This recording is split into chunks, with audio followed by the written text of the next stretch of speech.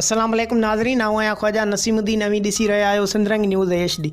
ख़बरुनि जो सिलसिलो जारी रखंदे हींअर ब्रेकिंग न्यूज़ अवां सां शेयर कंदासीं। खैरपुर पुलिस जी कामयाब कार्रवाई, ॻोठ मोहम्मद हसन ख्वाजा जो नौजवान बाज़ियाब कराए वरितो।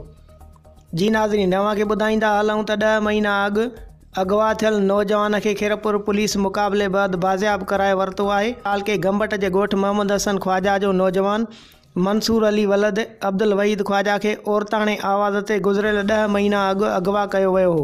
उन सिलसिले में पुलिस तर्जुमान जो चवणु आहे त SHO शाह हुसैन थाणे खे खुफ़िया इतला मिलियो त मग़वी नौजवान खे नामालूम जॻह ते मुंतक़िल कयो पियो वञे। उन खां पोइ SSP खैरपुर खे इतला ॾिनो वियो, जंहिं मुख़्तलिफ़ थाणनि जी पुलिस खे कार्रवाईअ जो हुकुम ॾिनो।